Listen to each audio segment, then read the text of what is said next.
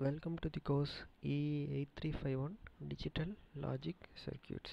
Okay, so here we'll be seeing about what is meant by flip-flops, SR flip-flop, one of the flip-flop, and how to trigger those flip-flops. Okay, triggering of flip-flops. So the course outcome is at the end of this section one can able to understand the operation of various synchronous sequential circuits.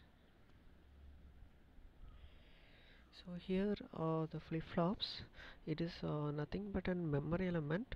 So here we have many different types of flip-flops: SR flip-flop, JK flip-flop, D flip-flop, and toggle flip-flop. Okay, so SR flip-flop is also called as set reset flip-flop, and JK flip-flop is same as the SR flip-flop. J is timed as set, and K means it will be reset, and D means it will be the toggle flip-flop. So here latches are controlled by enable signal, and they are level triggered. Okay, so by giving some input pulses we can able to turn on or turn off the uh, flip-flops. Okay, so here latches are controlled by enable signal and they are level triggered, either positive level triggered or negative level triggered. So output is free to change according to the S and R input values when active level is maintained at the enable input. So flip-flops are different from latches.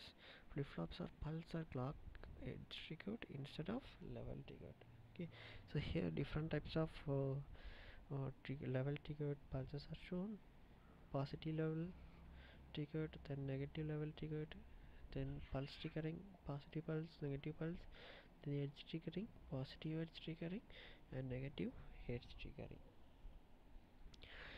So here the next one is the SR flip-flop.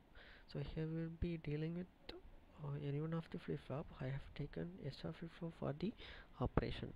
Okay. So here the SR flip-flop, S and R will be the input. S it represent the set and R represent the reset. Reset flip-flop. Okay, so are called as this flip-flop is the synchronous flip-flop.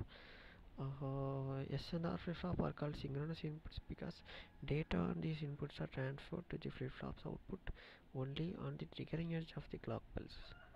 The circuit is similar to SR latch except enable signal is replaced by clock pulse on the positive edge of the clock pulse. The circuit responds to the S and R inputs. So this is the general logic diagram of SR flip-flop, and logic symbol of SR flip-flop is shown. So this is the truth table of the SR flip-flop.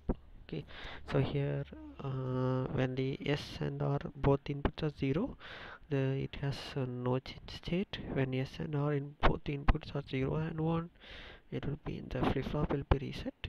If the S and R 1 0, so then the flip-flop will be set. If both inputs are 1, then that state will be indeterminate or no change state. We can call it as no change state. Okay, that's all about the SR flip-flop. Thank you.